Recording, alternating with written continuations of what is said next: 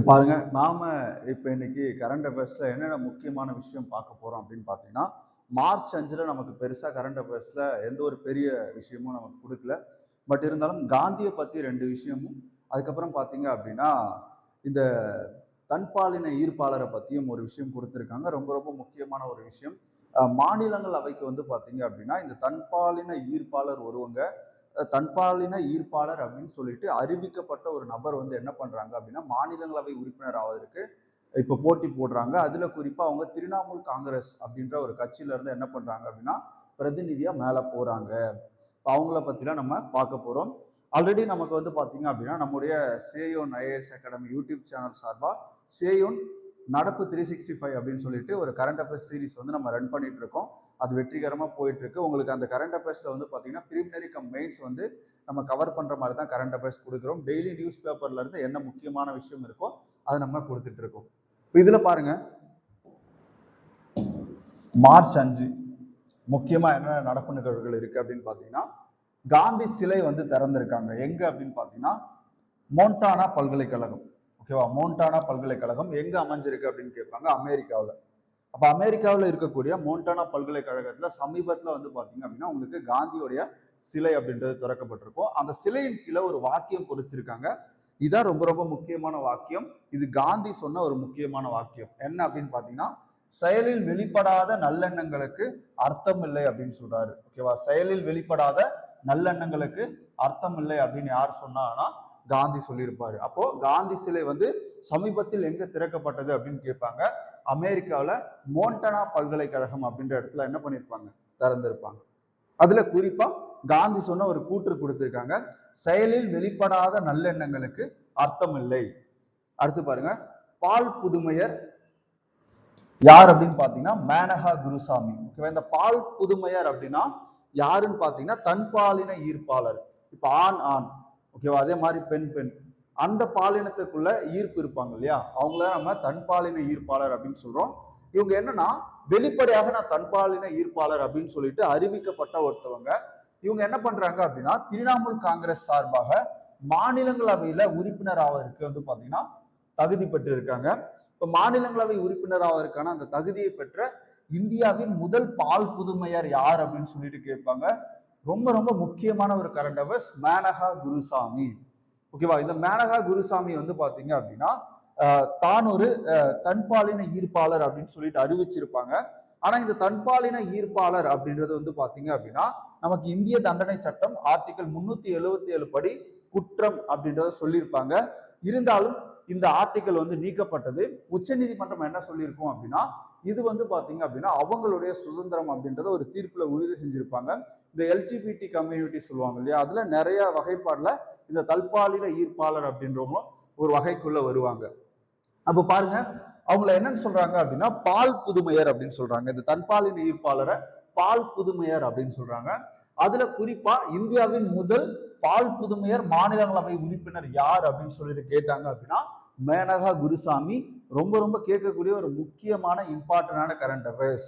இவங்க எந்த கட்சி சார்பா இப்போ பிரதிநிதித்துவப்படுத்திருக்காங்க அப்படின்னா திரிணாமுல் காங்கிரஸ். திரிணாமுல் காங்கிரஸ் கட்சி சார்பாக பிரதிநிதித்துவப்படுத்தப்பட்டிருக்காங்க. அப்போ இந்த தல்பாலின குறைவை குற்றம் என்று சொன்ன ஆர்டிகல் வந்து 377, அது இந்திய தண்டனை சட்டத்துக்குள்ள வரக்கூடியது. இது எப்ப நீக்கப்பட்டது அப்படின்னா 2018 வந்து நீக்கியிருக்காங்க. 2018 இந்த ஆர்டிகல் 377 இந்திய தண்டனை சட்டத்திலிருந்து நீக்கப்பட்டிருக்கு. அடுத்து பாருங்க, சபா ஹால். இவங்க யார் அப்படின்னா மத்திய சிறை கண்காணிப்பாளராக முதன்முறையாக ஜம்மு காஷ்மீர்ல குறிப்பா ஸ்ரீநகர்ல வந்து பாத்தீங்க அப்படின்னா ஒரு அதிகாரியா நியமிக்கப்பட்டிருக்காங்க. இதுல ரொம்ப முக்கியமானது, முதல் முறையா ஒரு பெண் வந்து பாத்தீங்கன்னா ஸ்ரீநகர் மத்திய சிறைச்சாலையில கண்காணிப்பாளராக நியமிக்கப்பட்ட ஒரு நபர் யார் அப்படின்னா சபா ஹால் அவங்க தான் நியமிக்கப்பட்டிருக்காங்க. அதுவும் ரொம்ப முக்கியமானது. அடுத்தது பாருங்க, சைலண்ட் வேலி தேசிய பூங்கா எங்க அமைஞ்சிருக்கு அப்படின்னா கேரளா. இப்ப ஏன் இதை பாக்குறோம் அப்படின்னா 2 புதிய வகை மண்புழுக்களை வந்து பாத்தீங்க அப்படின்னா கண்டுபிடிச்சிருக்காங்க இந்த சைலண்ட் வேலி தேசிய பூங்கால. அது என்னென்ன அப்படின்றதான் பார்க்க போறோம். மோனிலி காஸ்டர் சிரிசி, அதுக்கப்புறம் டிராவிடா ரெனால்ஜி. ஓகேவா? டிராவிடா ரெனால்ஜி. அப்ப பாருங்க, சைலண்ட் வேலி தேசிய பூங்கா எங்க அமைஞ்சிருக்கு அப்படின்னு கேட்பாங்க, கேரளா. அதுக்கப்புறம் அங்க என்ன கண்டுபிடிச்சிருக்காங்க அப்படின்னா 2 புதிய வகை மண்புழுக்களை கண்டுபிடிச்சிருக்காங்க. ஒண்ணு வந்து பாத்தீங்கன்னா மோனிலி காஸ்டர் கிரிசி, இன்னொன்னு வந்து பாத்தீங்கன்னா டிராவிடா ரெனால்ஜி. அடுத்து பாருங்க, தேசிய பாதுகாப்பு தினம் மார்ச் 4.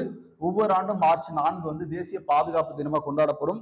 இது வந்து பாத்தீங்க அப்படின்னா விமானப்படை, தரைப்படை, அதே மாதிரி மத்திய தோழக படை, ஒட்டுமொத்த இராணுவம், இதை வந்து இவங்களுடைய தியாகத்தை போற்றும் வகையில ஒவ்வொரு ஆண்டும் என்ன பண்றாங்கன்னா தேசிய பாதுகாப்பு தினம் மார்ச் 4 வந்து கொண்டாடப்படுது. அப்ப தேசிய பாதுகாப்பு தினம் எந்த நாள்ல கொண்டாடப்படுது அப்படின்னு கேட்பாங்க. மார்ச் 4. இது யாருக்காக அப்படின்னா ராணுவ வீரர்களுடைய தியாகத்தை போற்றும் வகையில் இந்த தினம் அப்படின்றது கொண்டாடப்படுது. இதுக்கு ஹிந்தியில என்ன சொல்லுவாங்க அப்படின்னா ராஷ்டிரிய சுரக்ஷா திவாஸ் அப்படின்னு சொல்லுவாங்க. ஹிந்தியில ராஷ்டிரிய சுரக்ஷா திவாஸ் அப்படின்னு சொல்லுவாங்க. இந்த தினம் முதல்ல எப்ப கொண்டாடப்பட்டது அப்படின்னா 1972 மார்ச் 4 கொண்டாடப்பட்டது. 1972 மார்ச் 4 இந்த தினம் முதன்முறையாக கொண்டாடப்பட்டது. அடுத்து பாருங்க, மகாத்மா காந்தி ஒரு சிறந்த தொடர் அப்படின்ற புத்தகத்தின் ஆசிரியர் யாரு அப்படின்னு கேட்பாங்க. மகாத்மா ஒரு சிறந்த தொடர் அப்படின்ற புத்தகத்தின் ஆசிரியர் யாருன்னா திரிஷ் கஹாடியா. திரிஷ் கஹாடியா.